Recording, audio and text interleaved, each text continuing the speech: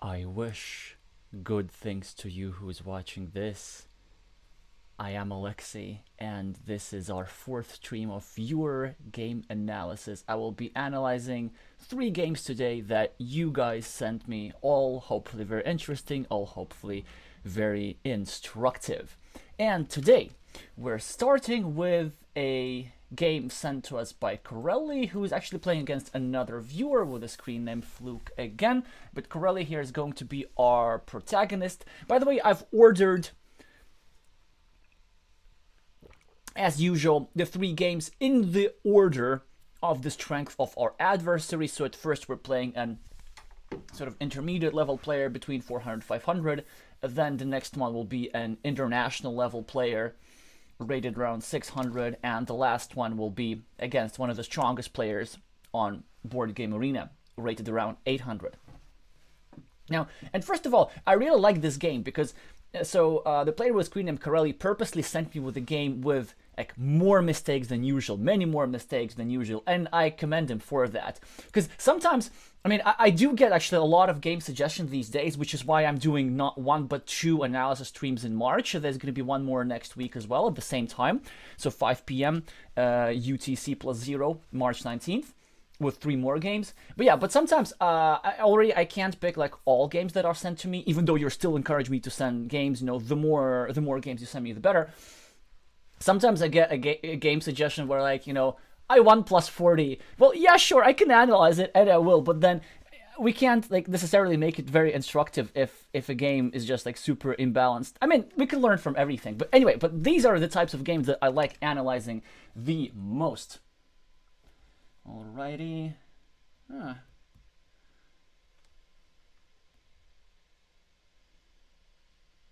Okay, perfect.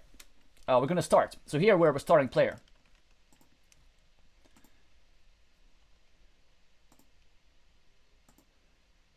So far, standard starts. Now we have this city over here, and basically the way we want to build it up is with 2 triangles, and then this square is going to be the last square which we build up.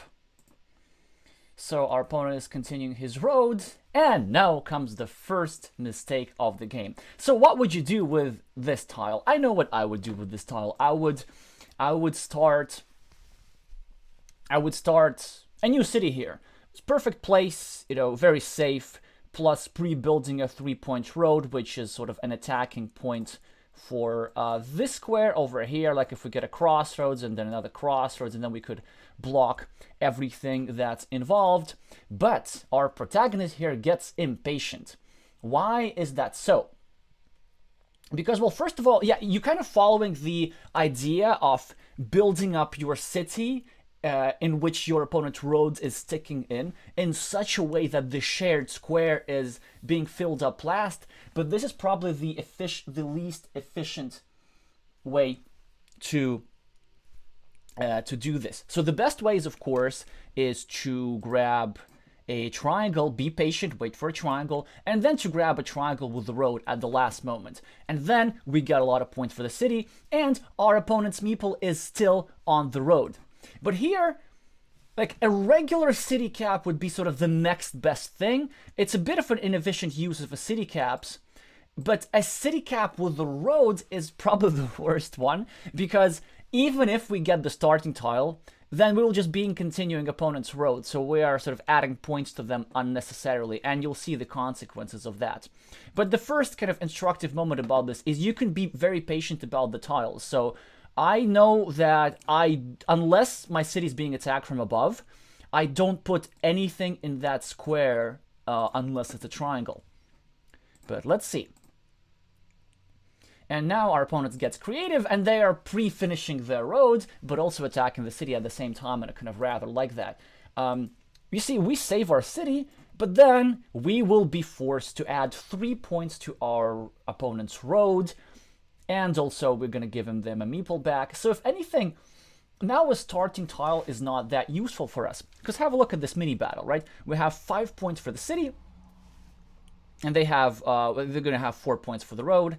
And when we finish this city, we will be adding 7 points to us, because 5 will become 12, and we will be adding 3 points to our opponent. So which means that our net gain is going to be 4 points, and which is not nothing, but then you can gain 4 points with a city cap pretty much anywhere, you know, if there is a city cap open. So now this situation is not as lucrative. It's literally the same value as like just an open city cap lying around. So that's the idea here.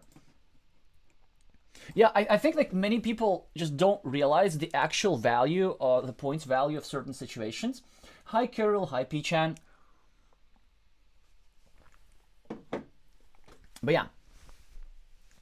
And in this case, even though like it looks like you're finishing a lucrative city, it's like not that lucrative anymore. But okay, our opponent scores 4 points.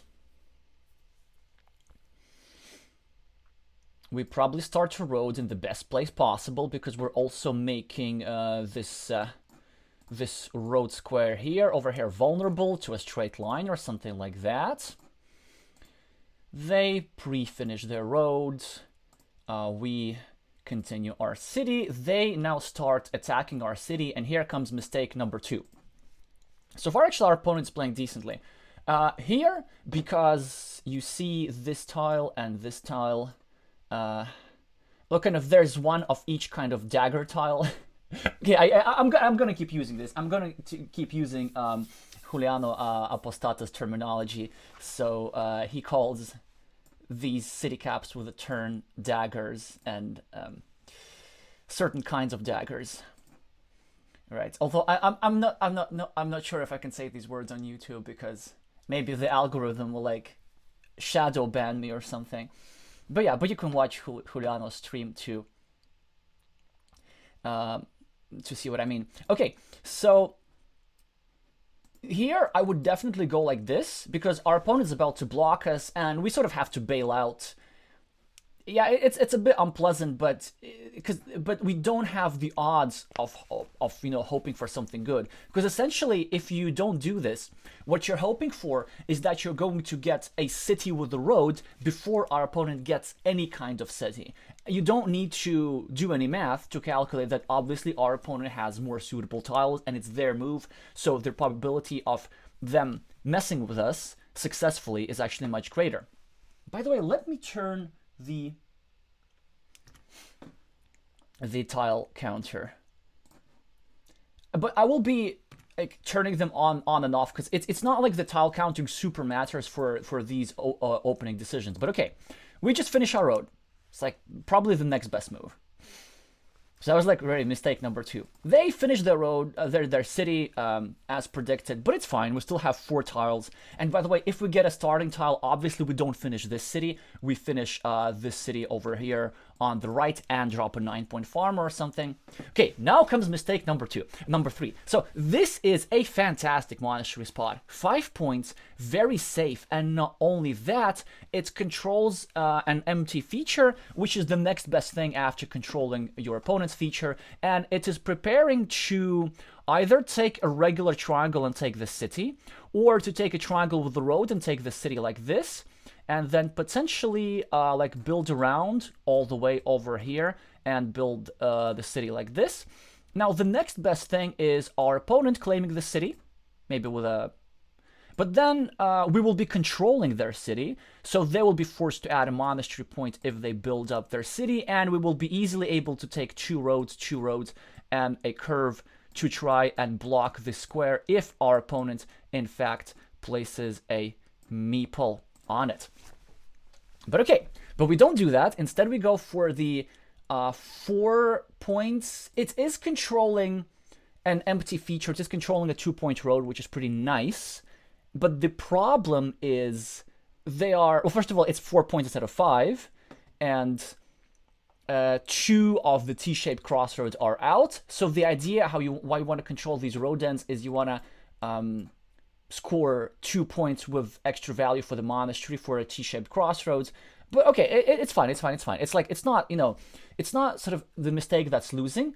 It's the one that just makes concessions. Small concessions, concession after concession after concession. Yeah, hi Helga, hi Crafty Raf. Yeah, okay, that's great. Our opponent, I think, makes a misstep. I mean, they claim a city, which is good, but a better way was to claim the city over here. Over here, like this. And then you can build it with triangle, triangle, triangle, triangle. And these cities can be closed very quickly. I will try. I mean, I have so many projects about videos. Like, first of all, I have the speed run and I have the endgame series, and like I've already shot some videos which I need to edit. But then there are also several other series, and one of them has to do something with city building. But basically, cities which work 2 triple cities plus 4 triangles are very often underrated and incredibly fast. But okay, our opponent is starting to build a ruin. It's the start of a game. It's fine. We can do that. In some scenarios, this gets closed. So I assume we start a new city next to our monastery. Great. Fantastic. I like the greed. Our opponent tries to block us, and we need to defend indirectly. Fantastic. So now our opponent has basically 1 blocking tile. The only type of dagger. All right, I'll tell you, it's too much fun. So like he calls the city cap with the right tone a fascist dagger, and a city cap with the left tone a communist dagger, which I think is pretty cool because like left, right. But yeah, and they do look like daggers. Okay, that's perfect for us. This is really neat indirect defense. They start a new city. They attack us.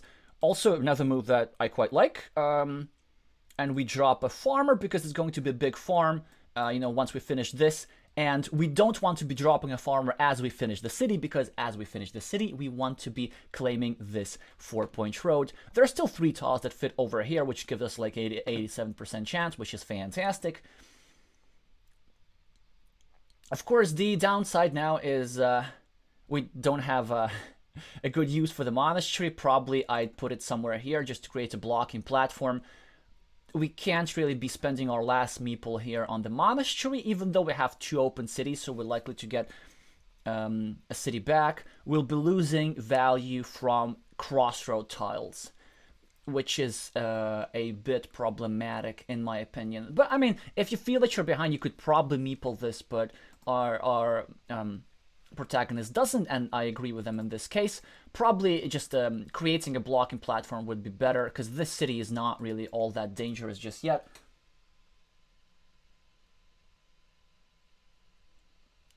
Alright, hi Afonso, hi Elias, hi Vika. In the book of Carcassonne, those cities are called lips. Ah, interesting. Do you mean like these 6-sided cities with 4 triangles and 2 triple cities? I don't think I can see the resemblance just yet. Or maybe like the triple city tiles could be, like the thicker part of the lips.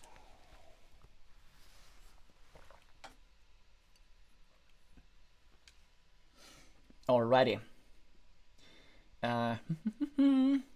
Yeah, they start blocking. That's actually a decent move. That's a really good move, because look at this. Only 1 of each dagger remaining. We continue our monastery, all good. They continue their city. Now for our next move, we could either do something like this, which I rather like because there's still 4 triangle tiles that would fit in this hole, or just finish our city, which is the simpler move, which I quite like. Because they see they now block the city with a 50% chance, and it's unfortunate that we will not be getting this meeple back. And now comes a classic. So probably like the most important, instructive part of this game. Mistake, which I see from like 400, 500 level players all the time. People, I think building up your monasteries is an art form. So you should study the games of Japanese players. They're really good at building up their monasteries. So if you think about the remaining tiles, the way we finish this is either monastery straight line, like monastery goes here. We place a monastery, then we take a straight line and we meeple the road, and our meeple comes back. Also, we could finish them as like curve plus monastery, which is like sort of the efficient way. And let's say if our opponent draws a lot of monasteries, then we get worse odds. So we could finish them as curve, and then either crossroads or curve, and then claim this new 4-point road. So this means we'll kind of be getting a feature. We'll be getting a new feature when we finish our monastery. What our protagonist does seemingly doesn't look bad. It's just adding a point to a monastery and, you know, preparing to finish it. But here's the problem. It disrupts the monastery so much that, like, you could even consider making this move as red here, not black. Well, not really, but here's what happens. Now, this means that you need a city plus road tile pretty much everywhere. You have now no use for straight lines. You've killed off your own monastery spot, and also this is kind of vulnerable, well, semi-vulnerable to a block. Because when you make a move like this, what you're really hoping for is these two tiles, this city, this triple city with the road, and yeah, you know, you will get these 3 points with extra value, but it's two tiles. So actually, even though you've added a point to yourself, you've taken a lot of future value away, potentially.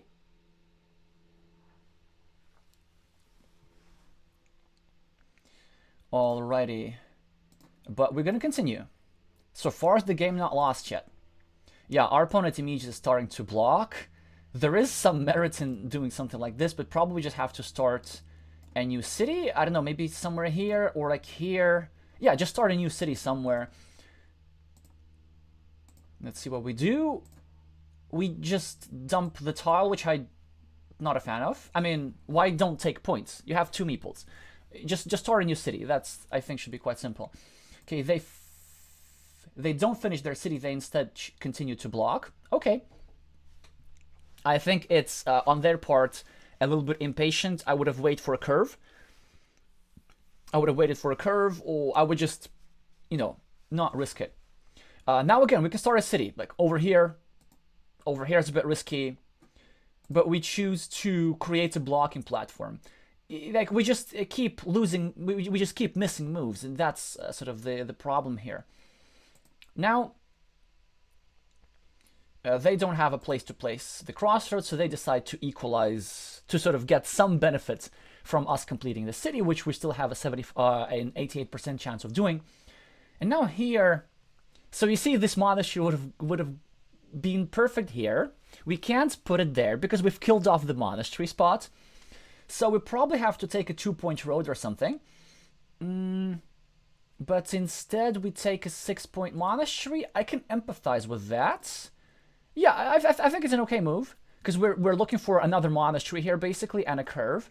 But then with our meeple count, it's sort of a little bit iffy. But okay, we have empty city caps, which we can benefit from. We can benefit from crossroad tiles. We cannot benefit from any single straight line. That's the big problem. We can benefit from curves. So this is I think an okay move. Our opponent makes a really good move, kind of building a ruin and then controlling our monastery with the ruin. And the reason why they are controlling our monastery with the ruin and not vice versa is because they are not in a position to get a meeple back, but we are in a position to potentially get a meeple back. So if we are to try and get a meeple back, we will be forced to, you know, add 1 point to them. But obviously we're not going to do that just yet. Yeah, you see, we're now resorting to stuff like this, which, by the way, I think is another mistake. Because you see what we've done is we've made sure that our opponent cannot easily claim this city. Well, first of all, there's another city to be claimed. And second of all, we've now created a flip. We've just given a lot of expected value for our opponent in the flip that we have for the remaining starting tiles. Because if we get the starting tile, we're going to put it here, well, next to our monastery, right? We see the 2 number. And here. Now let me just do this. So I just like this app so much that lets me kind of draw these lines. So this is the least of our priorities. But before this move, if our opponent were to draw the starting tile, then the value they would extract would be, you know, maybe just getting their meeple back or just scoring a regular city cap. But what we've created is essentially a 6-point city for our opponent, not for us. Because if we are to take the city, then, you know, we're not going to claim it. Yeah, so just make sure that any potential flips for a certain tile, they benefit you more than they benefit your opponent. Even if it's just a 50-50, if it's a situation in which you get more points from that 50-50 than your opponent is getting points from that 50-50, it's a good thing. And obviously the opposite is, yeah, the opposite applies as well. They finish their city. We probably here, I think we start blocking, which is fine. Another move to consider is this. We start blocking, yeah, which is fine. We do take a lot of tiles away from them. They now start ring roads. Okay, I would have just continued my city. It was much better for them, but they're not our protagonist. Again, straight line. Okay, at least we have some use. We have blocking. They now break a city, which makes sense because they break an empty city. They don't want us to claim it. Now we make a good move. We block the top meeple, which is better than taking 2 points for a road somewhere here, because, well, we are indeed taking a lot of tiles from them and making it virtually impossible for them to make to take a meeple back. So blocking is good when it's effective. When it's like only slightly restrict, probably point scoring is better. But here, definitely blocking. Okay, so good so far. They finish their city, that's their road, which is very good for them. They sort of create a blocking platform, even though there is no necessity to block, because there's zero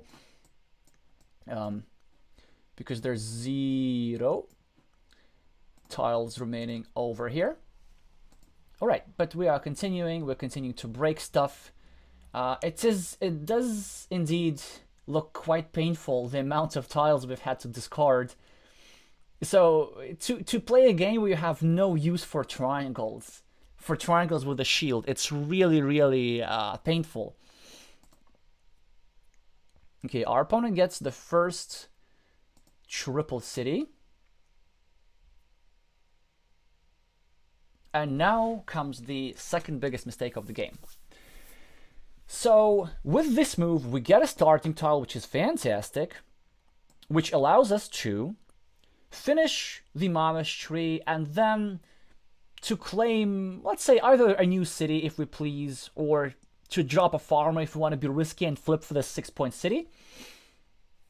And the idea here, well, let's say if we claim the city, and let's say the city later gets blocked, right? It's still good to do that because, well, we're just getting more points because we have 8 here, and with this move we will be getting the 9th point. It will be taking 2 more without a loss of a meeple. So it's just a 3-point move essentially, with a chance to further get a meeple back.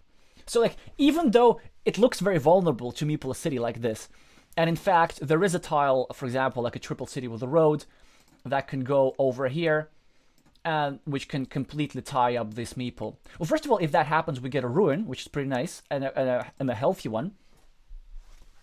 But second, you know what's more vulnerable than like a precarious city? A completely blocked monastery meeple. Well, yeah, it's not vulnerable for a block because it's already blocked. So this was essential to free up. But what we do instead is we do this, and we drop a farmer. And we want to do that, but not with that starting tile, with the next starting tile. Because when it comes to meeples, all we did, it was a move that's... We're scoring 10 points, which is not bad, but we're scoring 10 points for a meeple because we are giving our opponent a meeple back, and the meeple that we're getting back, we are immediately reinvesting. So I don't know how I feel about... Well, I mean, I know how I feel about reinvesting another meeple with a meeple disadvantage. So, you know, like claiming and just finishing our other monastery was much better here. And also, let's say if we hope for both starting tiles, then we need to get the restricted one first and the unrestricted one later. All right, but our opponent drops a farmer in case we do. That's actually a decent insurance farmer in case we do get one of the 2 remaining city caps with the road. Then we sort of block the blocking square, which is nice. They get one of the tiles that we need. And well, they're just fighting with absolute despair for a 6-point field, which I think is a bit extra. They're also creating a like, it looks like they're blocking, but they're really not. They're creating a 50-50 for the side which is behind, which is us. And there are scenarios how we get a curve and a monastery later. And actually, that will be enough to come back into this game. 9 points. So our opponent gets a bit creative here, but it's fine. It's fine. So here, of course, it's essential that we save our monastery, and we have this, like 75...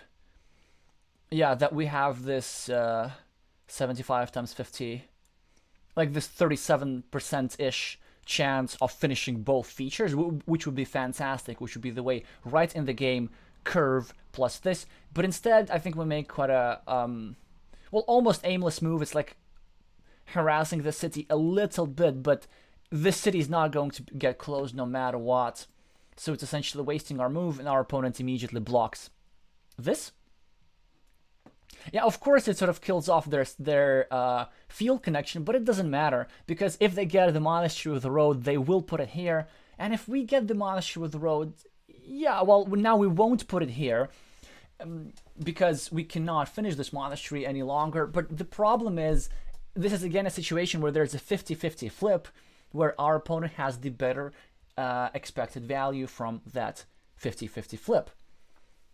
So because the monastery with the road is now more helpful for them than it is for us. It gives them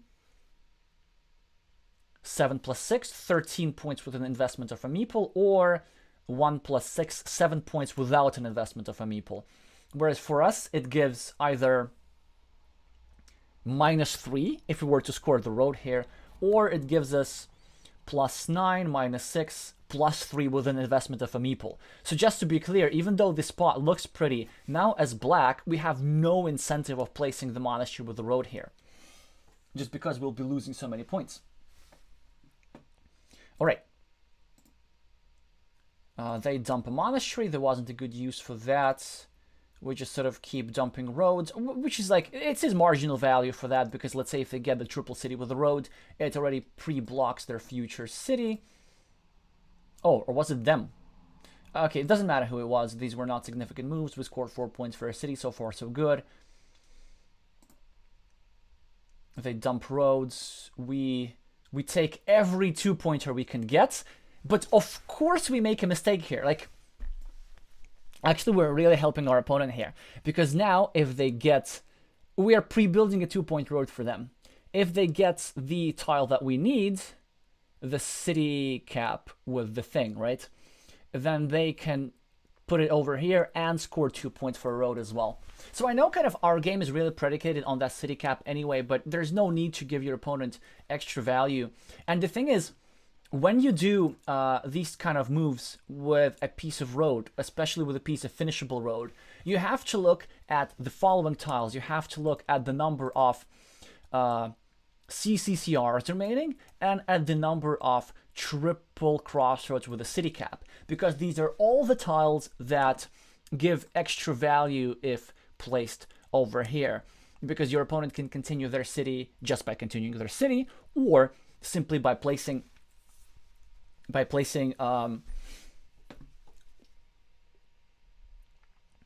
or continuing their city by also adding more points. In this case, by the way, like, this is not that bad, because our opponent had another use for the CCCR anyway. So here they get to score like 3 more points for this guy, and our opponent has. And as for this thing, probably if we at this stage of the game, if we don't get it, we'll lose no matter what. So it's not like it contributes much to our win probability. Well, actually, no, maybe there are some scenarios. Maybe there are some scenarios how we can win without this tile. If we get the starting tile for a monastery, then we... I don't know, then we score like a 4-point road or something. There are some possible ways. So I wouldn't necessarily help our opponent like that, even marginally. I would generally not help our opponent. But the lesson here is things that look like hurting your opponent sometimes are actually helping your opponent.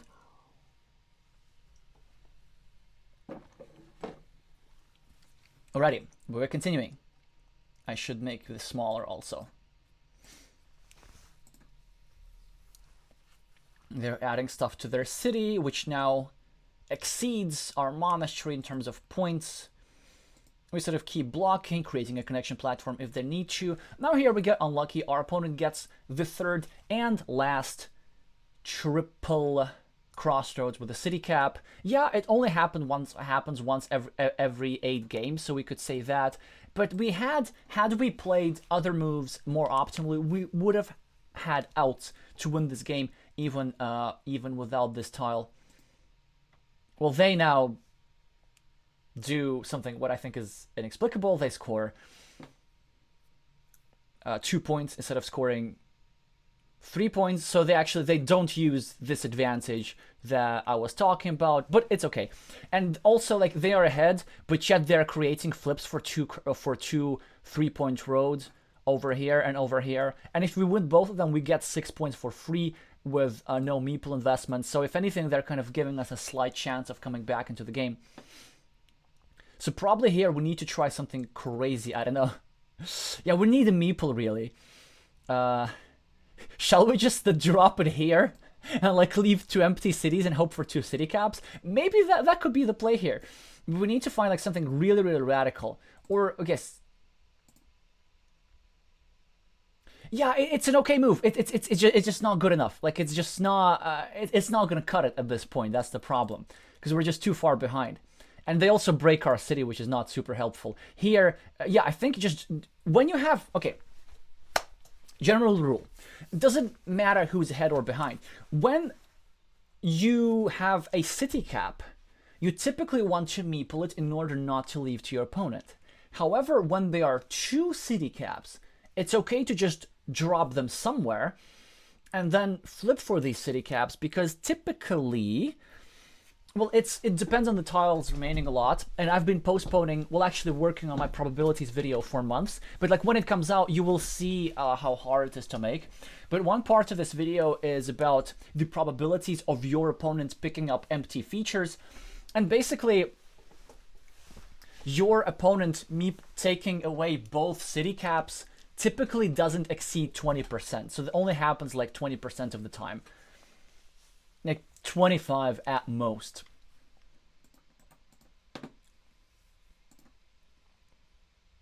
All right, well, we just continue our stuff. They get the last starting tile, which is unfortunate for us. And yeah, and here we just have no moves. We simply have to continue our stuff. They get the monastery as well with so that's a 13-point move right there. 6 for the field plus 7 for the monastery. Not 8 but 7, because they're adding 1 more point to us. We are just continuing building, and sort of the last few moves don't matter that much. We get the last monastery, and let's see. The score difference actually is not going to be that great, interestingly. And yeah, again, you could say that we lost because we didn't get the tile over here. But once you see the score difference, and once you see all the vast number of small concessions that we made throughout the game, you'll see how this game is was totally winnable, actually. And how we could have negated the luck factor in Carcassonne.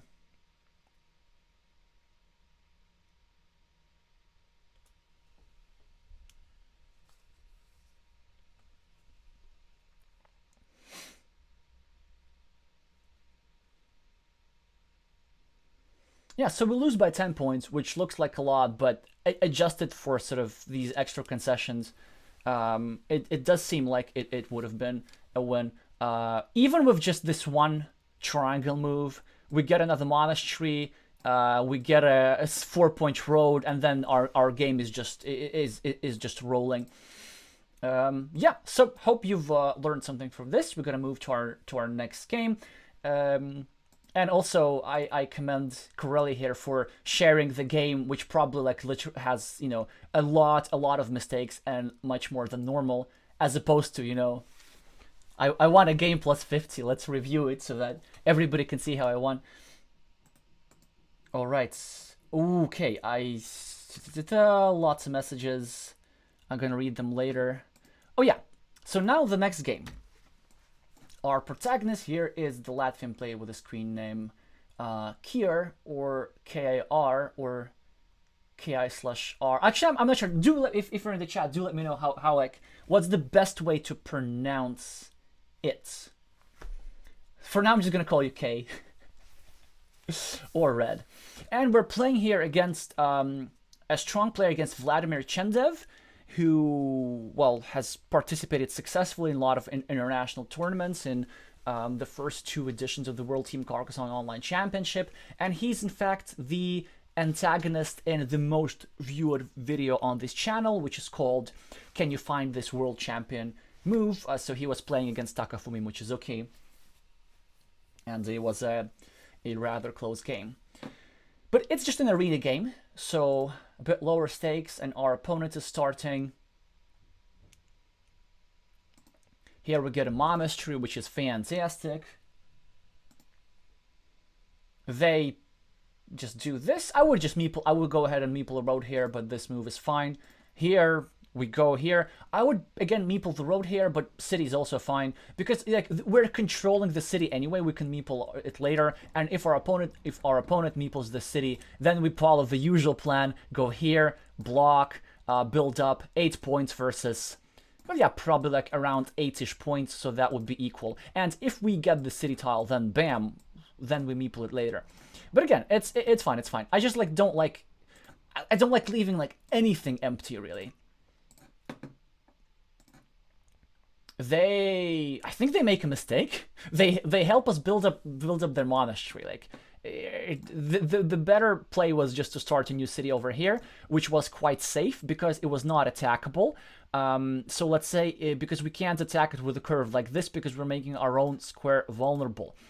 So, but okay, we're here to comment mostly our own play rather than our opponent's play. But that's just to show that if you're playing against a higher rated opponent, do not automatically assume that every move they play is good. Like, if you feel that something doesn't look right about it, then you might be right. You might be right. And the reason I'm saying this, if you're confident in the opening, if you know your openings, you can exploit your opponent's mistakes pretty well. Okay, we meeple a road, fantastic. They meeple another road, yeah, sure, that makes sense. We secure our road and start a new city, fantastic. They're continuing their stuff, and we are about to join their stuff, which is, again, great. So far, so good. They could drop a farmer here, could not.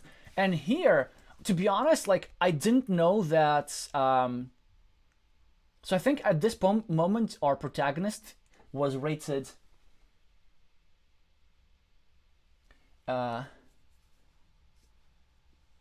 was rated like between, I think, just slightly over 400. To be honest, I thought you wouldn't find this move. I thought you would play something like this, which is ridiculous. But you assessed the position and you played this, which I think is great. Like, I think many players will be reluctant to block their own city, but the thing is, like, we're not really blocking it. Because first of all, we have 3 points over here. Our opponent has 3 points. We have the opportunity to expand. So it's a winning mini battle. Let's say we get a quadruple city or something, and we just build around. Another scenario is like we get a triangle, and then we get something like the communist dagger.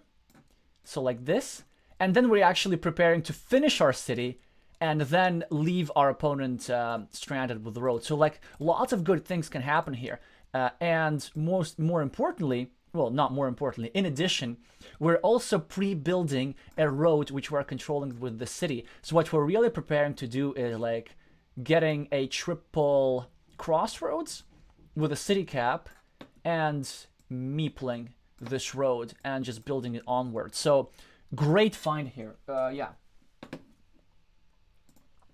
Okay, you're saying just Kier is fine. Okay. Yeah, our opponent does this. We connect, which is good for us. By the way, I haven't even turned on the tile counter. I haven't forgotten because it just like doesn't matter that much. Okay, it doesn't matter. I'm gonna do it anyway. Just because, like, if I'm talking about tiles so that I can at least point somewhere. Alrighty, what are they gonna do? Oh yeah, that's a good move. They connect into the road, starting the thing here. We could either go here, but I don't like actually sort of pre-saving our city, which is a legit move. But I like your move better. Just finish the monastery. Farmer, a bit iffy. Yeah, you can do that. I'd rather wait until we finish the other city, because there are some scenarios where this grows into a big ruin, then this square is closed, this gets blocked, here's a curve or something like this, and then you are left with no potential. So it's a move that you can definitely play, unless you're playing a Japanese player. If you're playing a Japanese player, they're going to do something like curve, straight road, straight road, straight road, and you have no field. So be careful about that. But it's an okay move. It's an okay move. They attack our city, and here, well, you've actually told me this, that you realize this mistake afterwards. You make your main mistake of the game. You get the dream tile, which is also, like, that's great. I see a lot when in player submissions to this viewer analysis series, a common mistake is you get the dream tile and you don't use it as a dream tile. So here, that's great. We get to place our meeple. We get to have a ruin with 3 meeples versus 2, which is sizable. And in addition, after we have the ruin, we'll block this little guy for 3 points, and we'll be up a mini battle like 16 versus 3. But instead, you just leave it there. Yeah. So that wasn't great. Our opponent goes here, which also like a misstep. The way you play these moves is with a meeple. Because if red gets here, the city cap, you've just wasted a move. Or if they get a city cap, you would have had a meeple there, then you meeple another monastery, and then you build up very quickly, build up 16 points. Yeah, but it doesn't matter. It doesn't matter because our protagonist matters more. Good move here by black. Preparing to block, starting a good road. Here, probably need to start a new city somewhere. Yeah, that makes sense. Sort of blocking, trying to block a connection. Doesn't work.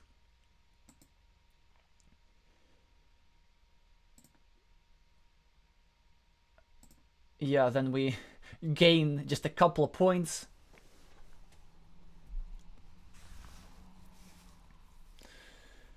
And there wasn't a good use for this tile anywhere. Our opponent's starting a block, and we get a good tile. And I disagree with your use here. I just take 2 points easily. And you placed the meeple here fighting for this road, but this road is not worth enough. It's just not worth it. It's not valuable enough.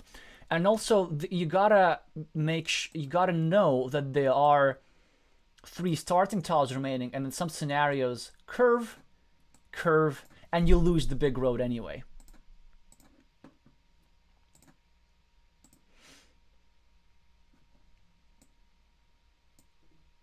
Yeah, by the way, the thing is, like, you don't have to fight for every single feature, especially, by the way, when you're ahead on the scoreboard. You just simply have to look at how many points this feature will give you. Or you can think it like this, that do I score 2 points straight away, or do I score 5 points with a mid-term meeple investment? So the reason why I'm saying it's scoring 5 points, basically you just should imagine that this road is empty. And there's a piece like this. So there are 5 points over here. I don't know. I would just take the 2 points straight away. I would meeple this road had this been a starting tile. Then that's different. Yeah, then you just want to equalize. But if you have these 2 points for free and you could preserve the meeple, I'd say it's just not worth it. But okay. We go here, which is a good move. And our opponent, to their credit, decides that they are far behind and they are banking their game on the city splitter. And there's nothing you can do about it. Well, actually, there's something you can do about it. I think you were able to do it partially, but let's see. We are not scoring points here, and I do not like that. I mean, okay, you have a 2-point move here, and you have a 2-point move here, and you can actually break a curve. I mean, I see what you're doing, but you see, you got yourself into this position, but in the previous move, because you don't want to score 2 points now here, because your opponent will block this connection. So it's very often that one suboptimal move leads to another suboptimal move. But okay, they get 2 points, limit our field. We get, I think, a monastery here, which is nice. And I don't remember what you did here, but it's good that you're sort of expanding the field, and then you're pre-building a 3-point road which are controlling, and on your next move, let's say if it's something like a curve, you should go here and drop a farmer in anticipation of your opponent dropping a splitter, because you best be sure that if your opponent gets a splitter, then they will drop a farmer. And also, one thing that you need to realize, like, unless you do something extraordinarily counterproductive, at this stage, if they don't get the splitter, they just lose. So it seems to me like their only win condition. So we should be playing around that win condition, trying to amass different compensations.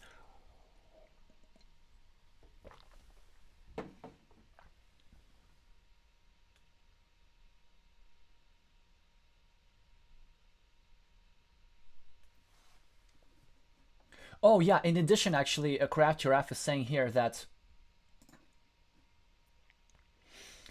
Okay, wait, I get a message.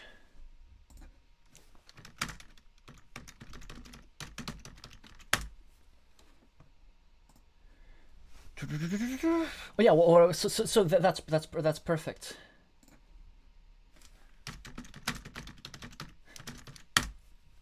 Yeah, that's perfect. That's perfect. So, oh yeah, because the thing is, like, you score 5 points not only with the meeple investment but also with an extra tile. Yeah, that's a great point. So you actually will need to spend one more tile on scoring that point, which even further negates that difference. But okay, like, we still have the advantage.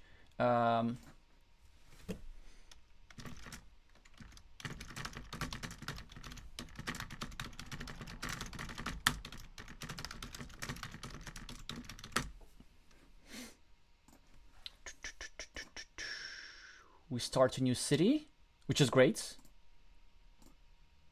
They dump a tile, bother our monastery a little bit. We finish our city. Yeah, so far things are looking fine. They start a new city. Here, yeah, I guess we can obstruct their road a little bit. Of course, the downside is that they get a farmer immediately, but it's a 6-point field. I mean, it's not like it's the end of the world or anything. We still keep not getting good tiles, but I can't see why you would harass your own monastery here.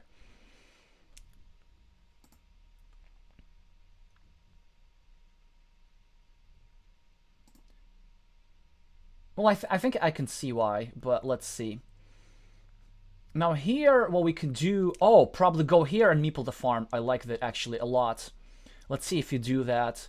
Another move to consider is just taking 3 points, which is not great.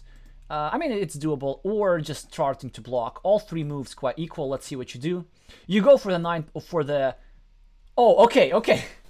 Oh, that's what lost you the game. There is, like, when your opponent is in a position to have a high points move and drop a farmer, you have to drop a farmer before your opponent. Like, that was the whole point of placing the monastery there and building another city next to it. Yeah, you always make this move with a farmer. So that's the thing that I think ended up costing you the game. Because look at that, 12-point field for your opponent, and now, yeah, maybe you will reconnect, but you will have to do it so awkwardly. So now, first of all, your opponent has a 12-point field, and you don't. That's already a big thing. Now, you have to make the Sophie's choice between meepling this road and saving your opponent's field and eliminating a field connection, or going here and hoping for another curve to connect. Oh, you do this, which is actually which I rather like because there's still crossroads. Let's see how you follow this up. Okay, you go here. Now we can either connect to the city here, or we can be really impatient and drop a farmer here. Both are fine. You go here, drop a farmer. Maybe I prefer connecting the city first, because your opponent is not going to drop a second farmer. It's their last meeple, and it's the field that they already control. And also, this little bit over here has a field connection. So probably I would wait like for for a curve, maybe something like this, then place it here, and then connect with the crossroads. But this has some urgency because we need to place a farmer here before we draw the crossroads. It's just probably, and this tile has another use. So I don't hate this move, but I think we can be like a little bit more efficient here. Okay, they do this, which is rather silly, I think, if you ask me. Yeah, like they are sort of they're going for curve, but they're giving you unreasonable, like too many win conditions. You get a triangle city cap, you get to finish the city. So you see, like it's fortunate that your opponent helps you. Okay.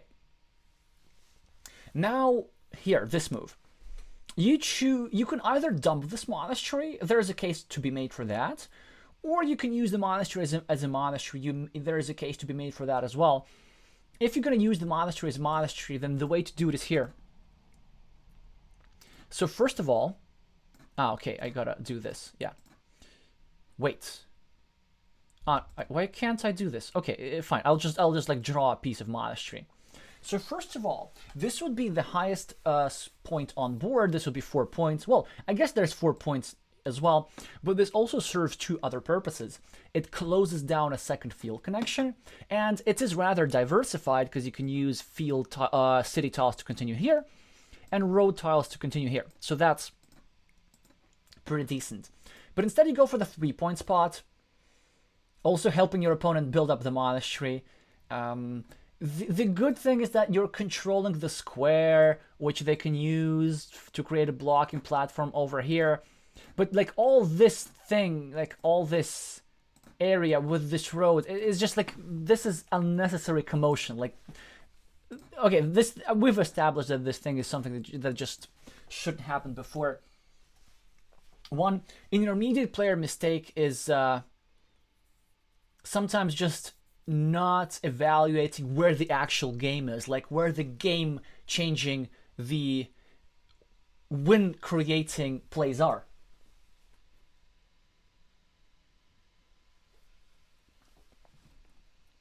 Alrighty.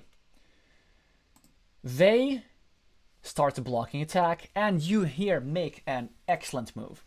The only problem is that we only have one meeple. I wish we had 2 meeples so that we could meeple this and then meeple the road upon completion. 75% chance with extra value of 8 points, 9 points actually, and getting a meeple back. So you have a 75% chance of a super high impact move. So you are absolutely in this game still. They're preparing to finish, which would be a shame because we haven't blocked. Now you get to connect. And you're threatening to finish a city, which your opponent so graciously gave to you. Now they will probably be... Well, okay, they will block. But still, like, you got way more points with your opponent's help. And what do you do here? Probably you connect to this road, but then you'll see how they reconnect. Oh, you block. You block. Okay, that's decent. You give a 50-50. Yeah, sure, I can see that. You take a lot of tiles from them, which is great. I love that move. But of course, now they do this connection. And there's really not that much what we can do. I guess we could go here for a 50-50 because they only have one curve to connect. But I don't like move like this, and I think that's not what you do. Instead, probably just one monastery point. That would make sense. Oh, you go there. Yeah, now... The problem is you're sort of forced to help your opponent. I think you kind of... So you give your opponent 2 points and a meeple back. just to save you these 4 points in the future. I'd probably say that it's time to jump ship. Cut the damage, take a meeple back, and just pray that you can block this square. But I mean, I don't hate this move either. I can understand this for sure. It's just, it's unfortunate that we got into that position in the first place. If they do this, then what we can do is probably like add the city cap to one of our monasteries. Again, like overvaluing that road. Yeah, they're also taking away one curve away from us. And also you have to think about the blocking moves that they have. It's not like they have 100% block without losing value. So they only have one good tile to block this triangle with the road. Because let's say if they use this to block, well then they're sacrificing 2 points anyway. But okay, I appreciate that obviously like at this stage you didn't maybe know all the tiles, and it's fine. Like it's 10 tiles remaining, it's really a lot to be aware of everything.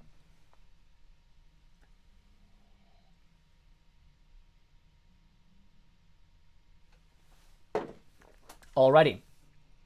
And also like adding 1 point to your monastery, like, just add the point. Okay, but it's fine. If they get the thing, they score 2 points. We will be looking forward to get our stuff back. Now, of course, we get this sweet, all-important 7-point road, which we spent like half the game fighting for. I hope we're happy with that. Your opponent gets stuff. A good city, very good city. Probably here, I think like we can risk it and start building a new one. Do you do that? Yes, well done, you have to. Then what do they do? It's a very good move for them because they know that even though there's one city cap remaining, if you get it, if there's one suitable city cap remaining for this square, if you get it, of course you're going to use it in this square instead. And it's okay that we're not getting our meeple back because we got 3 points and we got our opponent to sacrifice a valuable tile actually. Because otherwise, you know what they do? If you don't do this, they just take the 8 points away from you. Yes, they connect you into the field, they give you a meeple back, but they make sure that they take the 8 points for the city and not you. So this is a classic situation where there are 2 tiles remaining of a certain kind.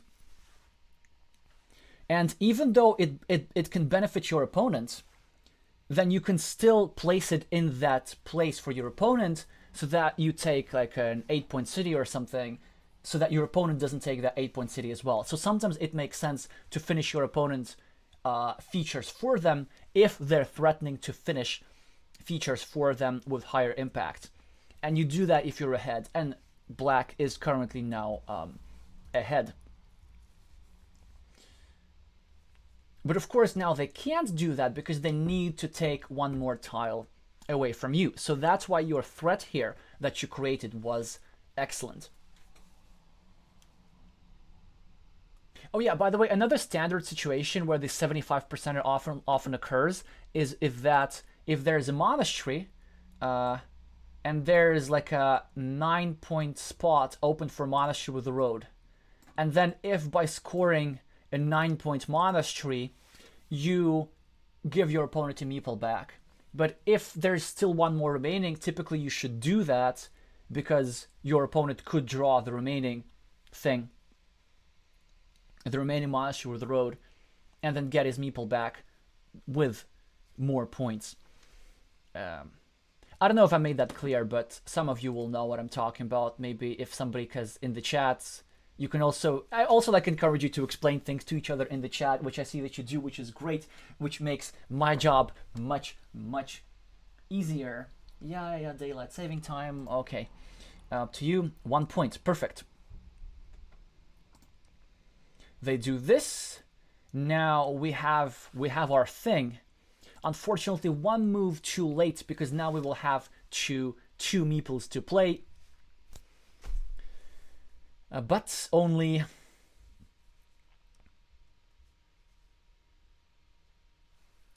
one move remaining. They get a fantastic, well, we get a good tile because we get to score. Yeah, that's your final mistake, scoring 4 points instead of 5. That's a little hallucination. Obviously, on your last move, you take this 5-point road. But I think this didn't change the outcome of the game.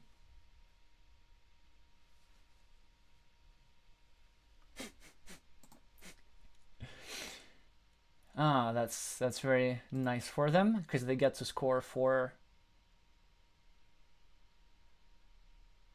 6. Yeah, they get to score 7 points with that move. So let's see what happens and what the point difference is.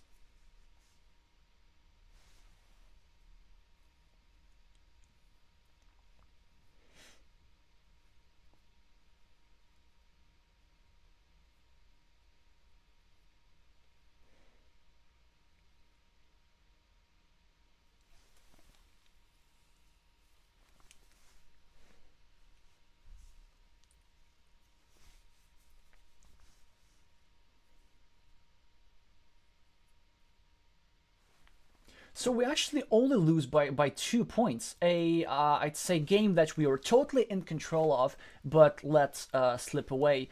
Our opponent made some opening mistakes. We took advantage of those opening mistakes, got an advantage, and what happened, I think the main thing is first of all,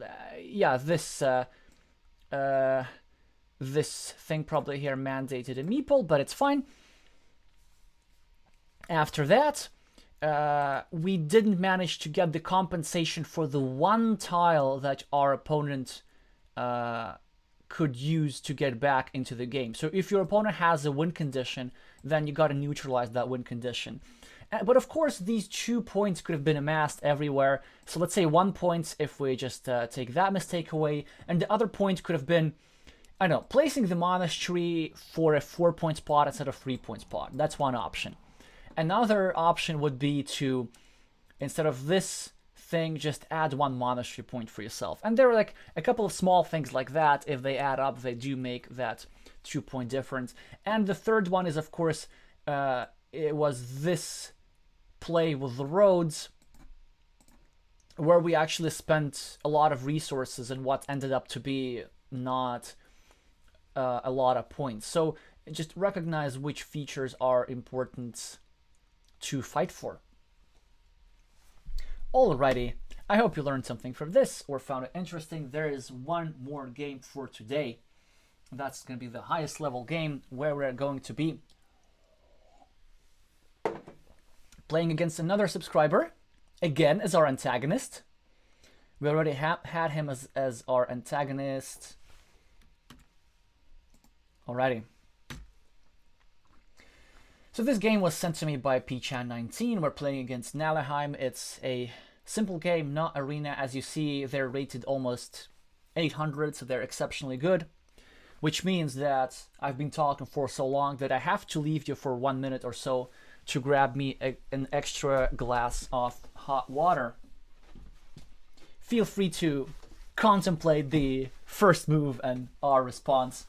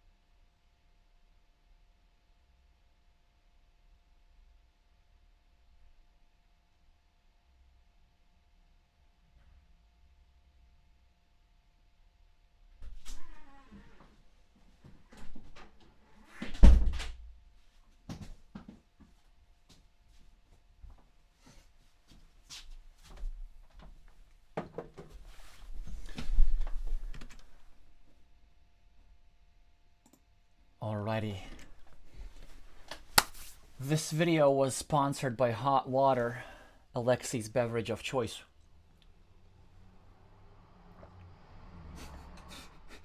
Meepling a field could be interesting.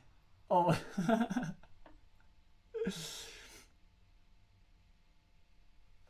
Yes. That's great that you've already started your analysis without me, but yeah, of course we equalize at the start of the game. Now probably we take the roads. I mean, not we, but our opponents. We take the new city. So far, natural moves. They have to connect to the city. Then what do? Yeah, you probably just attack the city, I guess. Oh, you start a new one. Yeah, that's totally fine. I would have considered just like attacking one over here, but starting a new one is completely fine as well. Of course, the problem is that I think they might attack. Although, if I were them, I'd probably do this exactly, because it pre-finishes their loop and it makes sure that they take advantage from the both the road component and the city component of the dagger tile.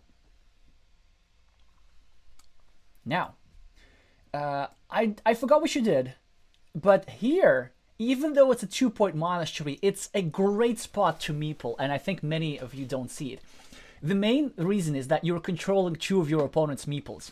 And what can happen is that you are getting... Okay, so here's... If we meeple this, our plan is we get a road, and we get a triple city, and we get a road, and basically we just like block these 2 meeples, or put a lot of pressure on these 2 meeples, and if not, then they are going to be adding 2 points to us for free, and we will be ending with a classic 4-point monastery, like which is very easy to continue. Let's see if you do that. Well done, well done, well done. I think many players, like even up to 600 level, would be afraid to meeple a 2-point monastery like this, but oh, it will make a difference. Yeah, first of all, here's the first added point. Ah, you do like this. I think it's a bit unnecessary. It's kind of opening up the city to attack. You could either place this, I don't know, over here, or just simply over here, really. But I don't hate this move. It just seems a bit unnecessary. I would wait for a triangle or a triple city to do something like this. Okay, but that's great. They continue our stuff. We continue our stuff. They probably do this. This I wouldn't do, but let's see what they do. I'm very curious. Yep, meeple a new one. Here we can either re-attack or just finish. I like doing something like this. Then we're 1 city cap away from finishing the city. Okay, it's fine, it's fine. You get your stuff back. But the problem is that your opponent can do something like this. But let's see. They don't, they attack a different city, and here you're doing great. Now this looks like a big field brewing. I would probably place this curve right here and meeple a farm. You block, you attack their city, which is also fine. They continue this space over here. We go here and probably not meeple anything just yet. Interesting that they do a passive defense instead of finishing their city. That's an interesting instance of prioritization there. I would have totally finished my city. Then what you're going to do, you're probably going to start a city below. Yes, that all makes perfect sense. KK spam is getting, looks like the field is going to be big. Yeah, exactly. It does look like that.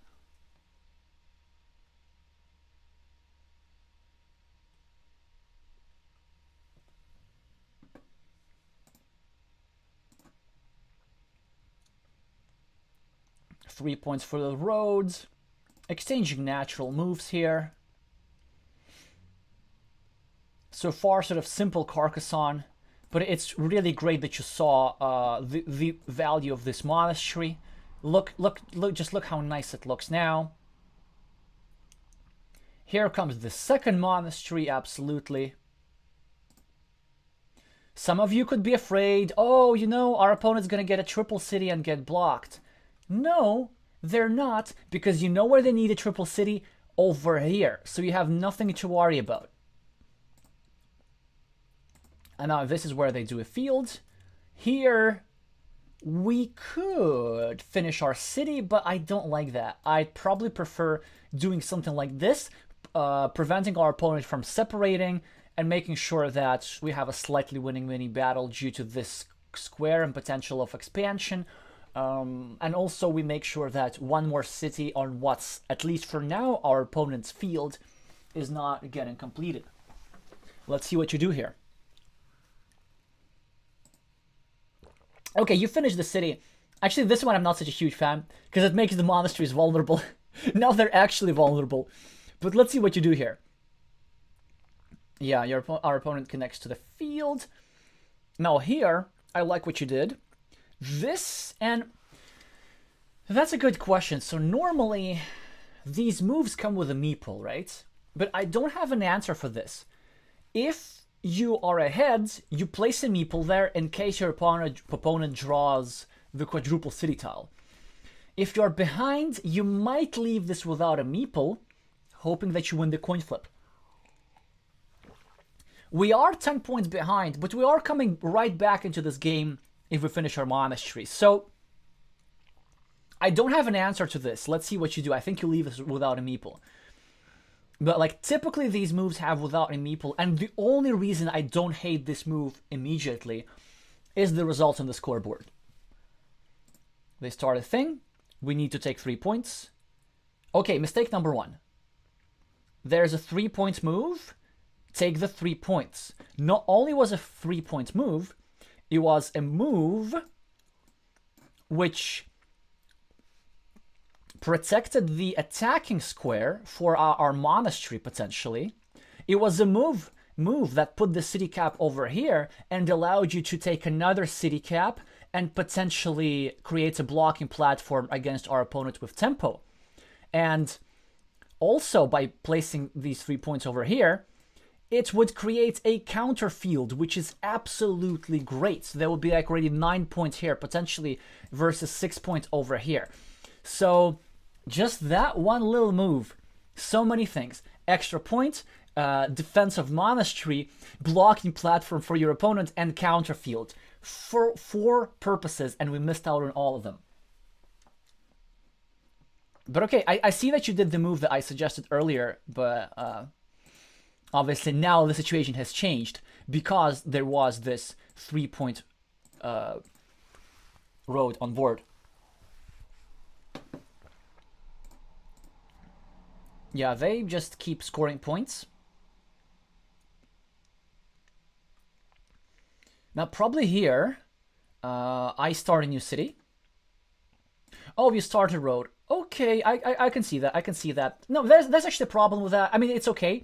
But the problem is that you need a curve here anyway. I guess you could live with a straight line too. So that's fine. I just don't like leaving shields lying around. I like claiming shields. Like maybe somewhere here up top. And you can finish it really quickly because your opponent has a meeple shortage. Okay, we start a new thing, which we could have added to our shield, but it's fine. Our opponent just has to dump monasteries. Again, we get the 4 points. These 2 pieces look a bit inefficient, but so far you can certainly play like this.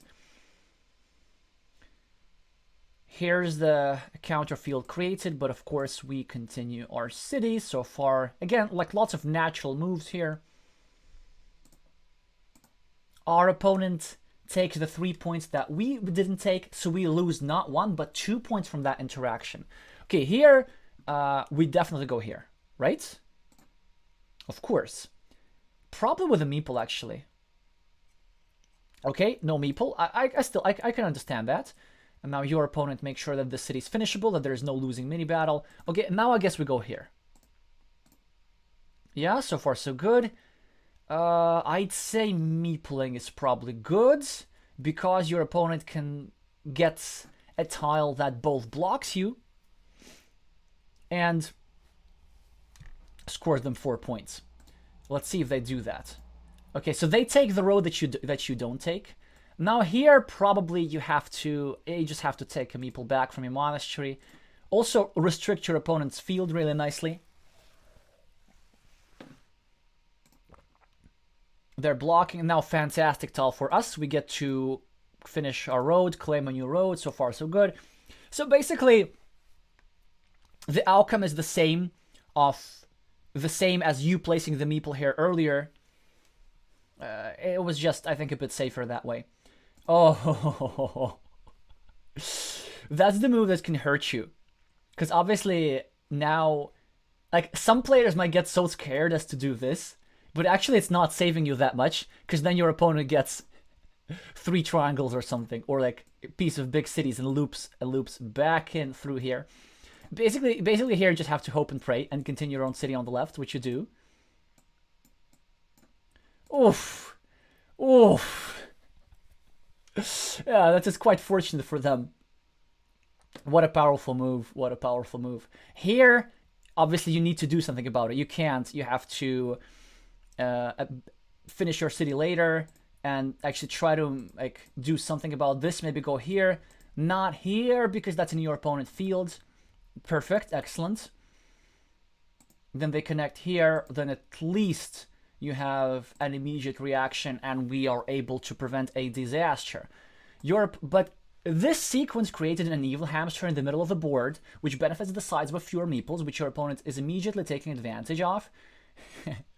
Not great timing for you.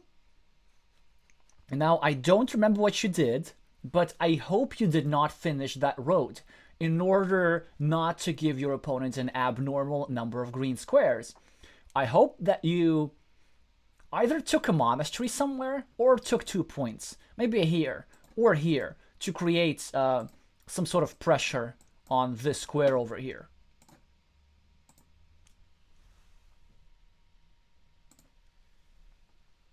Ah, okay. Yeah, now your opponent has a big field where they can jump a couple of other city caps. And before that they didn't. It was actually quite locked. But okay. I can see that. They get their monastery back. Here you probably meeple a field.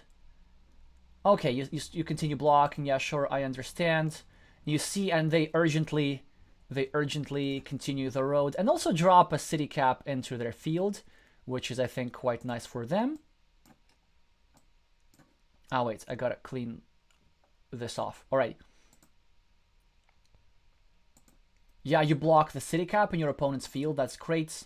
They score points, and it's kind of already time to meeple that field. You gotta start meepling that field. Very good, very good. And then there's a chance to actually continue. Now, your opponent will probably actually meeple this field back. Yep, even with their last meeple, they have to do this. It's just too good. And here, I guess you have to connect. Also, I love how you're actually creating outs to retake the city. That's brilliant of you. Because you have a tile that goes, whoops, maybe a bit smaller.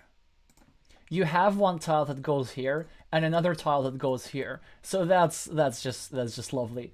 You could like do to your opponent what they're trying to do to them.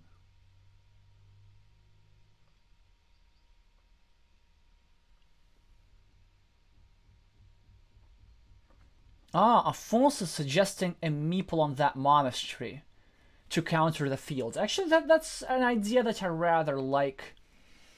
Even though even though we'll have 6 points here. Actually, no, it would have been 7. Yeah, maybe that's not a bad idea. But the thing is, like, I wouldn't just place the monastery here in the first place. I would just like wait for another road end. But again, like none of these mistakes were game changing or anything.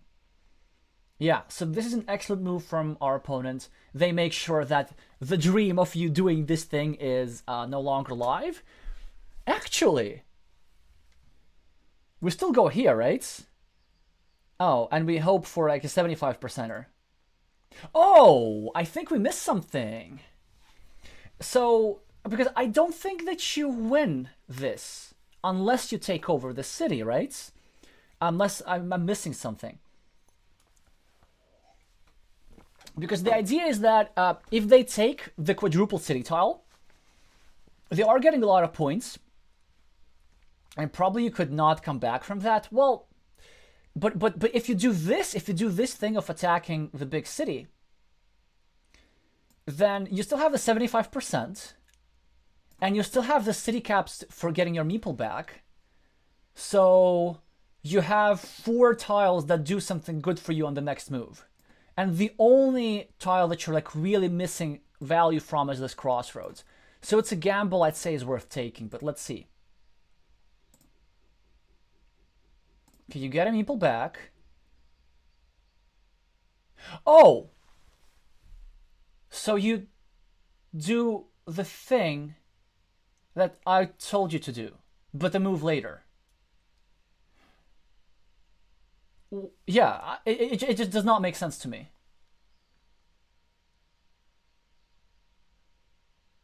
Because then you see, had you done this on the previous move, you would have placed over here, and with this move, you would have used your meeple more efficiently and gotten your meeple back here. Okay. Or actually, for that matter, you would have gotten this meeple back. So that would have been 3 more points and a meeple. Okay, so we win 1 coin flip. We take over the city. They take over this. We have a crossroads which we miss. But then, had we had a meeple, we would be able to score 3 points more. So it's like 5... 5...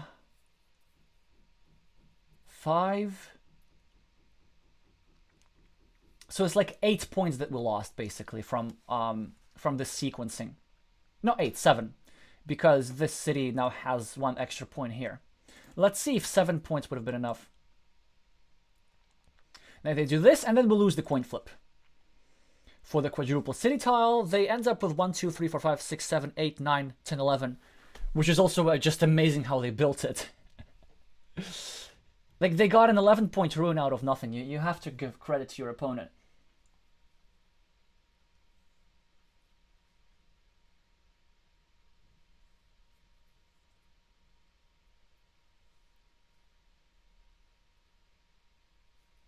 And let's see what the score difference is.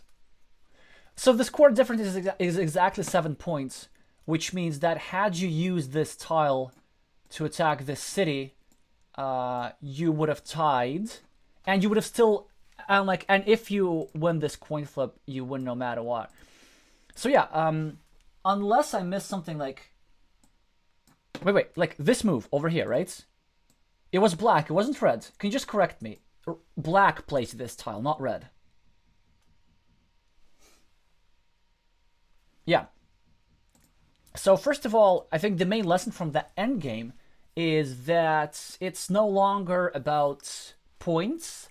It's about win probabilities, and win probabilities will be if you can't calculate them, because obviously nobody has made the video yet, but it's coming. It's coming. There's just so many things, Okay. It comes down to the number of game-changing or like high-impact tiles. And with that, it's not just that you were attacking the city, which you probably had to do anyway, because like, look at how far you were behind. Is that also we would be flipping for the same tile that our opponents needs to expand their city, which was huge anyway.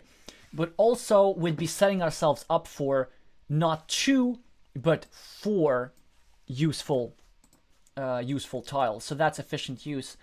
And then as for earlier being kind of more secure, placing this with the meeple, maybe making this move with the meeple than without, I don't blame you for that, because you maybe thought that you were behind, maybe you were actually behind. And I'd say overall you played this game really well. So there were a couple of small things. This thing at the end, these 2 points instead of 3 points. So just a bunch of small things that added up. Of course, in addition to just being, I don't want to say unlucky, it's a 50-50, but yeah, just losing a coin flip. So overall, I think you actually played really well and held your own against one of the strongest players in the world. And generally, like, I commend you on your recent growth to the extent that I'm gonna say I hope that Mexico and Latvia are not in the same group in the World Team Carcassonne Online Championship. All right, let's see what y'all are writing here.